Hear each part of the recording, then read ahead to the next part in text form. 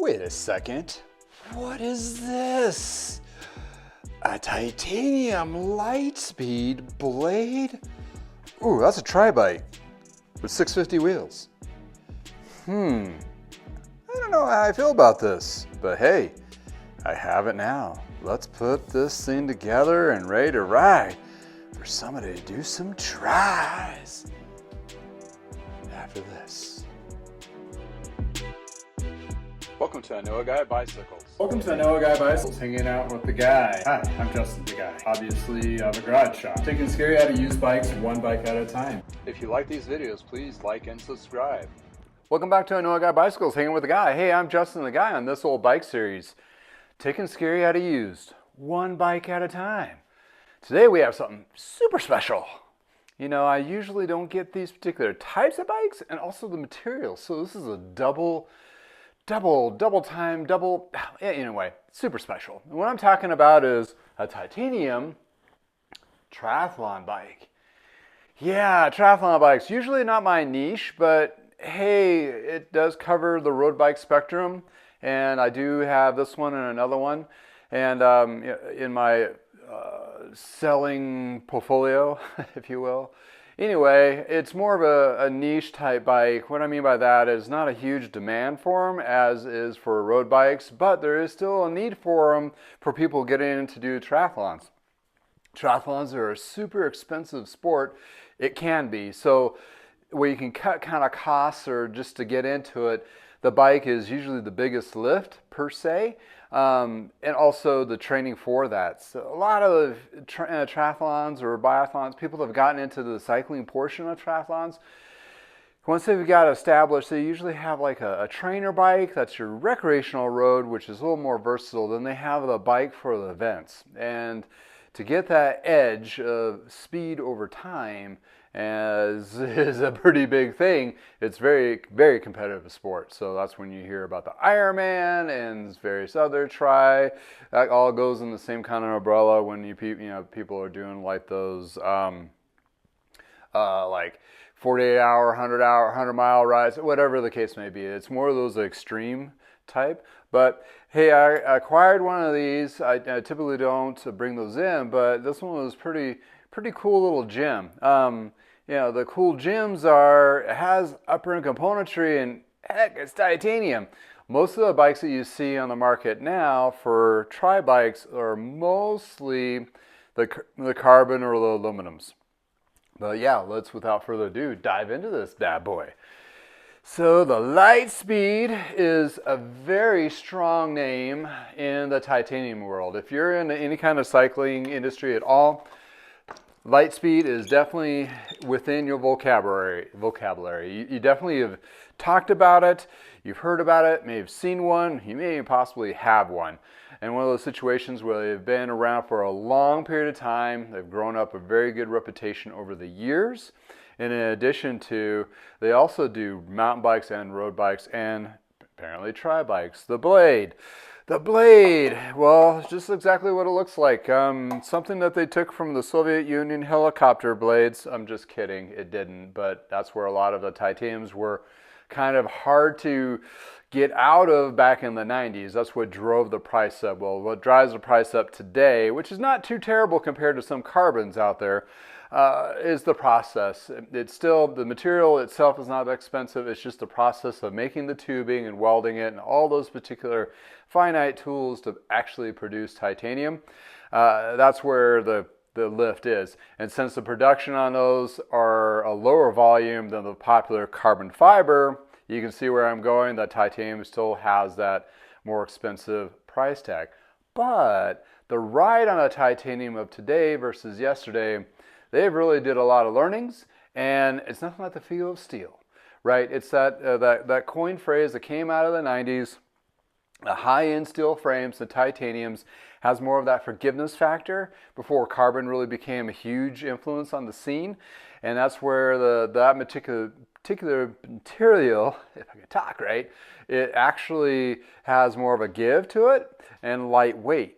In addition to, it's kind of cool and it doesn't rust. So you can have just polished titanium, no clear coats or anything like that, and the bike is going to be just fine, similar to stainless steel. Why do you want to use stainless steel? Well, stainless steel is heavy. It's not a great material to use for a bike frame, but titanium, and these are also were made in the United States, which is really kind of cool. Well, the other cool factor of this bike is it has a Chris King headset, which is known in the industry as the all enchiladas of headsets. Chris King, and then they came out with hubs and various other parts. They're still around today, which is kind of amazing they survived this long. Not saying there's anything wrong with that. I'm just saying, you know, the company just comes and goes. I mean, I was a fan of the Kuka Cranks, and where are they? Nowhere to be found. Anyway, this one has a uniqueness to it, but we'll get to that in a second. This has Dura-Ace, which is this gentleman, when they got this bike back in the early 2000, 2001 or so, paid a pretty penny for this, which is still today, when you're looking at even the entry-level tri-bikes are very expensive. So this one might be a really good opportunity for somebody to get a tri-specific bike if they're really into an event and have an event bike, and then see if they really want that event bike per se versus, you know, I don't want to spend $3,000 on something. I'm kind of like, maybe. But if this is a situation where I just want to get somebody to get into it, or entry-level team member, club member that's in the tri-sports, this is an excellent bike to jump into. So what's the tricky bit on this one? You got to be a give, right, Justin? Yeah, there's a little bit of a give. So in the mid-90s, 650 wheel sets were a smaller wheel set made for a lot of kind of smaller bikes. Terry Cycles was one of those that used the 650 wheel. Trek used for the smaller road bike frames 650 wheels, which had instead of 700C. So this has 650 wheels on it. What does that mean? It's a bigger frame. I mean, it's one of those situations where this bad boy, it's like a 54, yeah, about a 53, 54 square on that. So, for somebody it's like, 5'9", 5'10", this would probably at the top end size. And why would you why am I putting smaller wheels on it? Well, it's probably partially aerodynamics, the wheel circumference, speeds, and that kind of thing. Okay, I've been in the industry for a long time. I listen to a lot of the cram shaving, tech stuff, all that over the years. I'm not really sure, to be quite honest. While they went to 650 for a couple of years on this, it had been some kind of a testing point within that spectrum. They've all gone back to the 700Cs now. But hey, if you're just getting in it, you're not going to really care. Only limitation that's going to be is sometimes you can't find a wide range of tires available for 650s, but you can still get them, and the tubes are still available as well. So don't completely shy away. And the price point I'm going to be providing this at, it's going to be worth the risk. Let's put it that way. It's not going to be like, oh, I got this blade, I'm going to sell it for $2,000. That's definitely not the case. It's not even close to that. But it does have Dura-Ace on it. We're going to tear into this and see, what is going to cost to get some older gym like this up to speed. And literally Litespeed. No puns and double check it, make sure there's not any damage to the frame itself. Typically you don't see a lot of damage on these. One specific reason is they're usually only used for the events. Second, it's not a pack ride race. They're strung out. I mean, they're like pace line. They get behind somebody and they go. It's not any kind of pack kind of scenarios usually. So the bikes on the actual races typically don't get crashed or piled up like you see in the Tour de France or Paris-Roubaix, that kind of thing. It's more like a, here point A to point B as fast as they go, then they do the run. So the damage on these are usually pretty minimal. And actually the usage on these are sometimes kind of minimal because they're used for the event. I mean, how many events are you going to be able to do a year? I mean, between work and family and everything else, unless you're a professional pro and you're doing it every 2 weeks or every week, not that many times. And even if it was used 25 times out of a year, which is almost every other week, it still wouldn't be, it's only used for that one leg of the race. Swim is, first and running's afterwards. Wow, I know more about triathlons than I thought. Anywho, Needless to say, these are pretty sweet little bikes, and we can definitely get it going here pretty good. And coming with strong bones, with Dura-Ace group, with Dura-Ace hubs even on these 650 wheels, you're still going to be flying by than an old borrowed clunker hybrid that you borrowed from somebody to do the event, honestly. And if you are getting into racing and you're like, I really like triathlons, this is my thing, but I don't want to spend like $5,000 on a tri bike right out of the gate to get something like this. There is quite a few of them. And here's the kicker for your tri people out there that just getting into the sport and not ready to spend for the latest cutting edge technology, don't have the pocketbook for it. These don't hold value whatsoever. They drop like a rock. So, great opportunity for you for used, right? Because prices on these, even though it was like 2 years, 3 years old, this is a little bit older, of course, you're going to find some pretty good deals out there. And what I just mentioned before, they might be, if not in really good shape. Just saying. Anywho, let's put on some gloves and take a peek at a couple of these things, and then we'll do a parts review, then a final recap. That's if you're ready. You ready? Ready? Oh, let's do this. This has been rolling around the shop for a couple weeks. I've had other projects to do, and this one's been something I've been wanting to dive into. Just needed to get the appropriate time to do it right now. Pardon the interruption, there is more. More, you say? Push the more button. Push it. Push it. I dare you to push it. Once you push that button, you get more details about the video you're watching, in addition to all the tools that I use in the shop, as well as suggestion for improving your ride. In addition to help me provide advocacy in the cycling community, also links to other social media accounts as well as my website to find the products I actually sell and other insights in the industry. Other videos linked below. Extend your cycling experience here on YouTube. And now back to your original programming.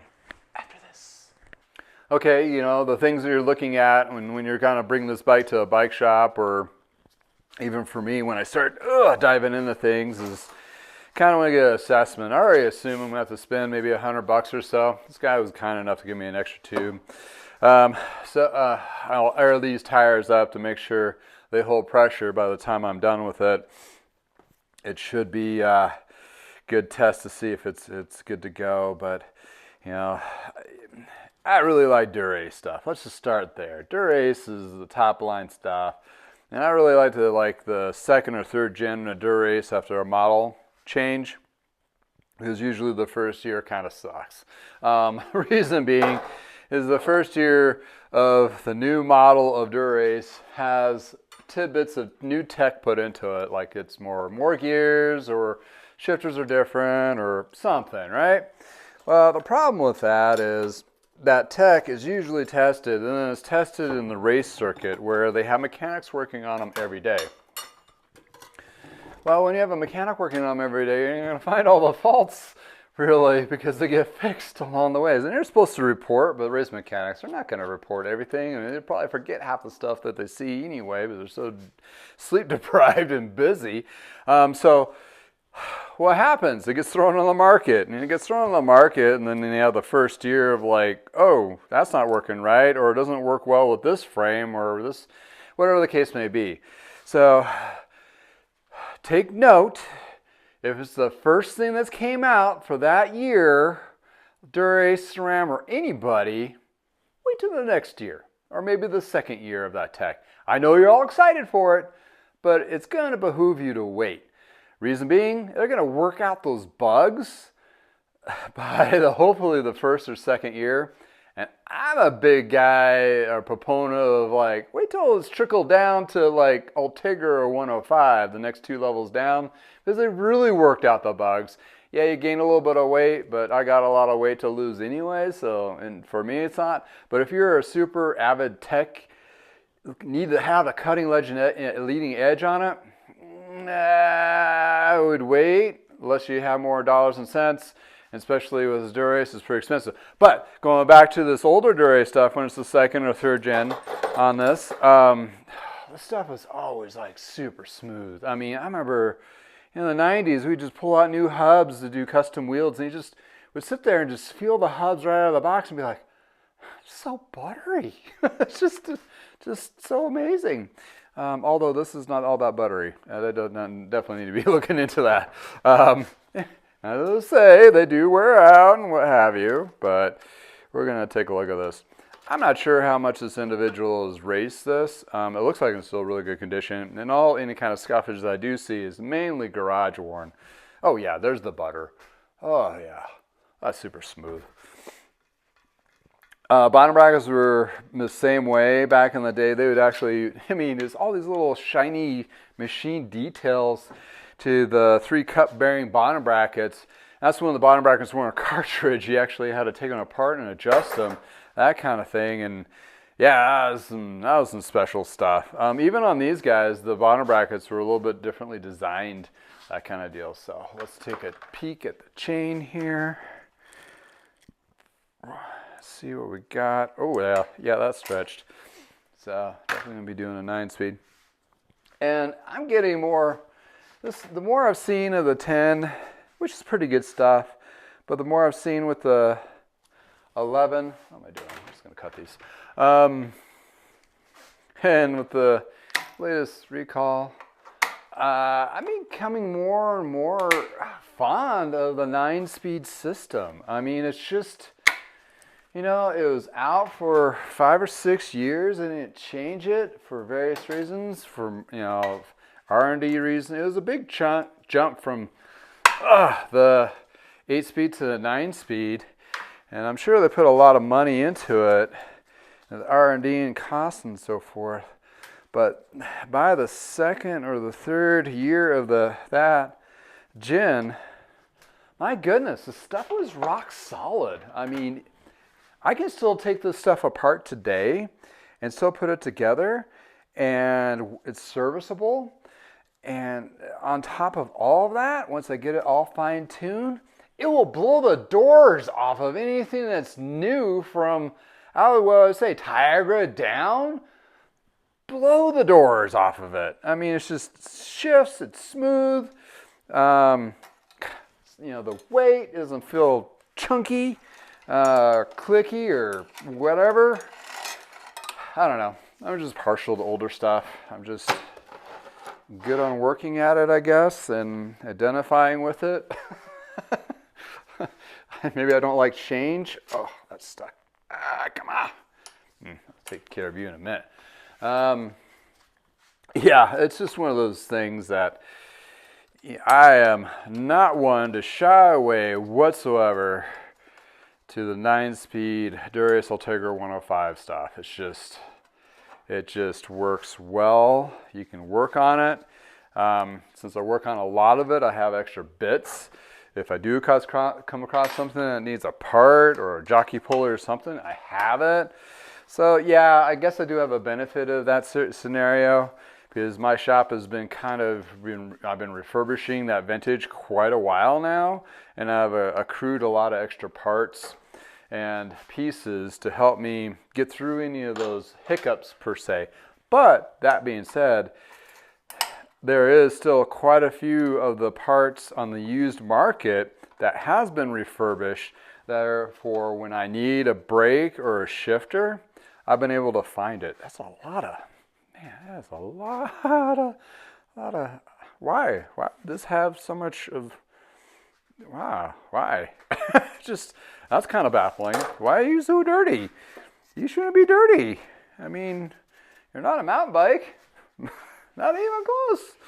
So these don't have STI shifting. You have like the index lever shifters, which for touring bikes you'll see on the bottom, but they're still indexed except for the front, which is a ratchet, which quite honestly, I kind of like the ratchet systems for front derailleurs, and I think Campy had it. Campanoli, they had a ratcheting up and down, so you can really it had like 800 trim. So you get the chain up there and you just adjust it back down to wherever you need. And if you started rubbing, it was a little more user-friendly, per se, versus the Shimano's indexing, which is like click, half click back. Man, I don't know how many times I tried to explain that to somebody. you're like, you're just gonna have to ride it, you know. And when you feel that half click, if you do come across that half click and identify with it, then you're like, oh, now you know what that is. Versus, what is it doing? Is there something wrong with my shifter? No, it's just trim. And tell you the truth, I mean, all of us mechanics have come across like, oh, no, it's just trim. Do you know what trim is? Let me explain trim to you. And the thing which really gets me is, which is kind of funny, is trim is not consistent over the ages. So some shifters will have a different trim than others. Man, this is just oddly, that is strange because this is not threaded, but as I was twisting it, counterclockwise is coming out.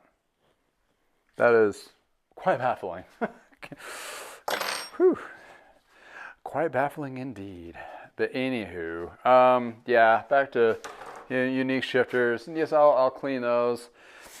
But there are the simpler times. Going back into simpler times. And honestly, this comes where it comes back to simplifying a complicated sport or a complicated machine sometimes. You're a triathlon, you're in that same position, and usually there's not very many of these. There's a little bit, and sometimes there's some wind. Obviously, that's sort of the aerodynamic, but you don't need a lot. That's why you won't see triples on a tri bike. There's no reason for it. And the doubles are usually just go in one gear, and they mess with the 9 or 10 or 11 on the one side. That's where your hands are here anyway. You don't need any of this fancy shifting up there, and you're just kind of tick, tick, tick, tick, and it's so micro. I mean, because you're just going across, doing this, but the fit is super, super important because you're stuck in that one position for a long period of time. So a fit is a very huge thing for these particular bikes to be worked on or to be fitted when you purchase one. So that being said, make sure you even get an expensive fit done on a tri bike if you can. It's definitely going to be beneficial for your race experience, and believe me, you do not want to. This definitely has a little more wear on the big ring and small ring. I mean, we still have some teeth grabbage there, so that's good.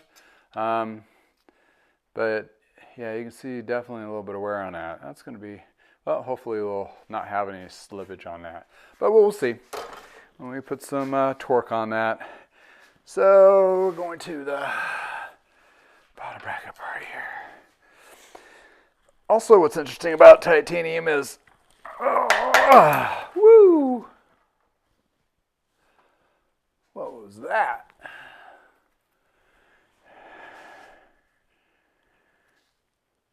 What did it come off of?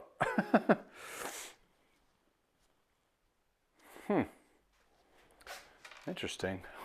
Something just popped off and hit my, I saw what happened. Oopsies. I broke off a tab with one of these bottle cages, which I have a replacement. That's what we call them because you hit a bump and they like to take off. I was like, what is that? Okay. So yeah, a little wear.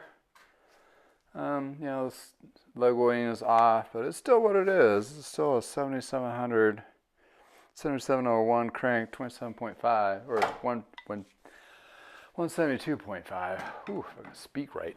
There we go. So let's feel the bottom bracket. Oh, that's good. That's a good thing. We're doing good there. So got to be a little mindful. So it looks like they're having internal cable routing, and these are just sitting in there. Doesn't look like they had plugs or anything at any particular time. So I want to make sure I don't pull all those all the way through. I want to thread them through first so I don't drop any housing in there for internal cables, so be careful of that. So we're just going to give this a little quick clean and peek of what we're looking at.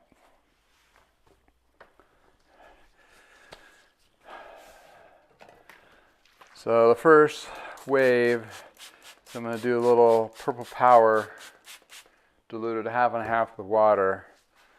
And this helps me give a good clean on this as a first wave. And I can see the decaling sticker here is kind of kind of cracked and peeled, kind of like weathered a little bit, which is okay. With this raw titanium, I'll be able to get some polish out of this. I did notice there's a little bit of, it's kind of interesting, rust deposits will develop on the outside of it. So like if you ran over dirt that has kind of an iron to it, it'll rust on the surface, but by just wiping it, it just wiped right off. That was kind of cool. I'm actually really excited about doing some detailing to titanium frame to the raw one. I've had a titanium bike earlier, a Fuji, and polished it, and it came out. It was already in really good state.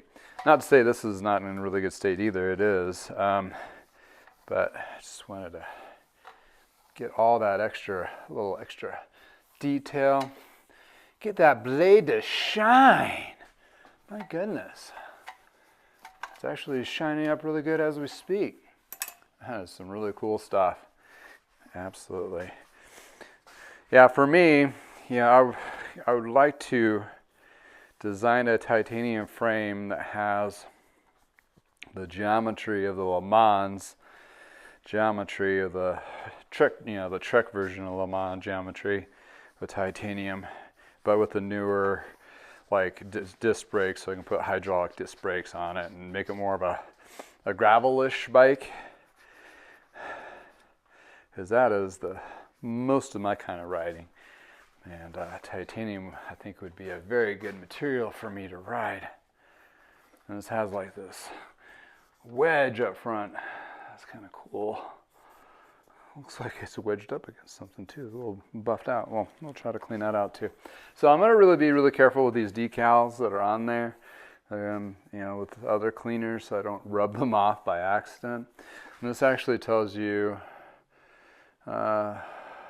titanium, it's 6/4V, 3/2.5. I'll have to do a little research on that. Enhanced geometry, enhanced tubing. And let's see if this, I can't tell with the cable, see if, it sounds pretty smooth. Chris King hubs are just always been really smooth. And it has a carbon fork. And it does have Litespeed stickering on it. So the pictures of what I've seen so far, it's pretty much OEM in the sense. Nothing really too wacky on this guy. So I'll strip the bars and everything and take the tape off and put on new tape and clean those shifters off. But so far, so good. The idea, simplicity and smoothness is pretty key. Well, that was the idea behind tri-bikes, right? But over the years, fast forward 20 years later, 2023, the tri-bikes have gotten super uber complicated because they're first crafted and designed in a wind tunnel, and then they figure out how to route the cables and everything afterwards. Thank goodness for the electronic shifting. You get at least half of your problem out of the way, and then you don't have to worry about is the hydraulic lines for the brakes, which is a lot less of a lift to figure out how to tighten and tuck those all in for the aerodynamic componentry of tri-bikes. But hey, this is kind of like your grandpa of tri-bikes, and they sold quite a few of these, and they were pretty popular. So yeah, after this, I'm going to clean some parts. Let's review those, and we'll have a recap and see what it looks like at the final result. There's the parts. Well, we got some pretty clean Dura-Ace parts. Yep, set cleaned up pretty good. Derailleur had to be basically blown into little jockey bullies to get all that grit out. Crank set turned out pretty good. We'll see how it holds up to a new chain. Wait, what's this? Oh, yeah, check out the hub. Hub was grindy, so I pulled it apart, and if you can tell, the drive side ball bearings are dull, and the non-drive, or actually these are the drive side and these are non-drive. Regardless, one side was dull. That means those bearings were compromised a little bit. The race looks still pretty good. See if we can get it to zoom in on that race. So you're looking for pits, that kind of thing. Same for both sides. Those look good. The inside of the hub looked pretty good. So just need new ball bearings on the non-drive side, and I'm sure it'll go together just nicely. And the front wheel turned out really nice as well. But the big win on this is after doing some Adams polishing, the titanium frame turned out to be pretty darn nice. I mean, really no scratches per se. There's some like rubbages that get a little shiny. Other than that though, the beautiful titanium work is just phenomenal. And the attention to detail that Litespeed has on their frames are just insane. Even on the seawell areas, the beads are just almost flawless. And that's where usually nobody sees, and they're still doing a magnificent job. And this metal wedge, I'm not really sure you're gonna cut through the wind with that or just chop trees, but anywho, that cleaned up really well. So let's recap and see what else we had to go over. Sometimes you just feel like you're an investigator, right? You're looking at the crime scene, if you will, of what happened to this bike over the time. So there is some rust, and like hidden in the areas like the spring of the rear derailleur, kind of, and also the housing bits where the cables fit in. Look like this bike was in areas where it's either a lot of water, which triathlons do have a water element to it. Also, a lot of them are by oceans. That's a killer. Humidity and salt water. I mean, salt water will eat anything up. So, that being said, this person probably did several or a few events close to salt water, which would explain some of the little rusty bits. That would lead me to believe that I'm going to replace all the cables and housing on this, which I was anyway, but clean up the little areas that where the housing fittings go into as well. So that was extra little, ooh, look at this. And, you can tell by a little bit of the, I wouldn't say corrosion, but per se the wear of elements on the actual bike itself. These are going to clean up really nicely, long story short. But very interesting. This one did wipe off. I didn't clean it, but it must have wiped off before. But if you look here, there's a Will Smith sticker. Will Smith stickers were usually put on there with a serial number when they were custom laced, which is a nice little tidbit. And because they were custom laced by Will Smith, Will Smith is a hire and spoke of the day, and they were known for like prepping. You'll have little W's on the J-bins, and these have alloy nipples to them. So there was a lot of attention to details on this particular wheel set being built. I know this because we used to custom build wheels back in the 90s, and we primarily used Will Smith spokes. DT Swiss is the more common one. Will Smith is more of the upper end back in the day. Things have changed, of course. The landscape is completely different for wheel building, that kind of thing. A lot of it's just manufacturing over proprietary spokes for those specific wheels, that kind of deal. But back in the day, we would get a hub, a Dura-Ace hub, then we'd get a rim, a hoop, and then we'd have spokes. So we'd have to buy a box of, what was that a box of? Like 60, something like that. And you'd have some extra spokes to go along. But here's the tricky bit. You'd have to get 3 different boxes of spokes. Why? Because the front wheel had equal spacing both sides. The rear wheel has a shorter spoke on the drive side and a longer spoke on the non-drive, which of course would not match with the front wheel at all, right? Whatever the case may be. So we would end up buying 3 boxes of spokes, a big old bag of alloy nipples, because the boxes came with brass, and then we would have to buy the rims and spokes. So needless to say, the uplift of the cost of lacing those wheels, and I remember my dad in the kitchen after work, he'd be spoke prepping the threads of each of the spokes, letting them dry, and it'd be a different color for the non-drive, and he'd thread them up. Then he'd true them up when we took the wheels back in the morning. He did hundreds of these over the years of owning Parker bikes in the 90s. So, a lot of shops have the same kind of story. Lee Cycling had a little spoke room where you basically sat there and you built wheels. It's old traditional tidbits of gold nuggets of lost attention to detail lost a sense that you have that in your shop.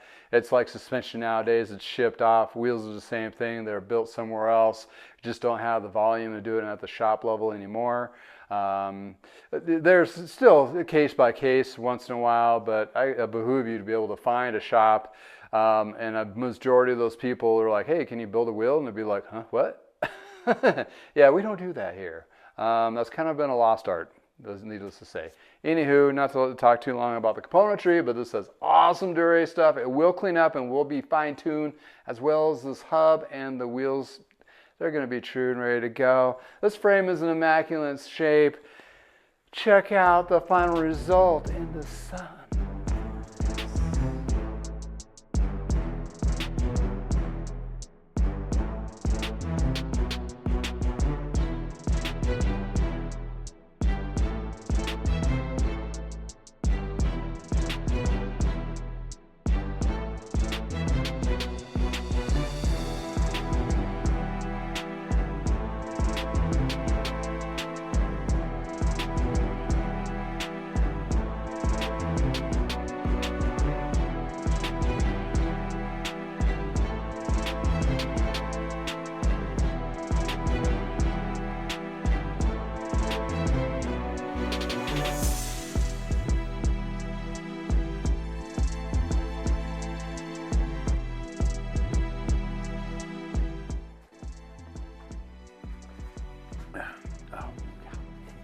Here we go.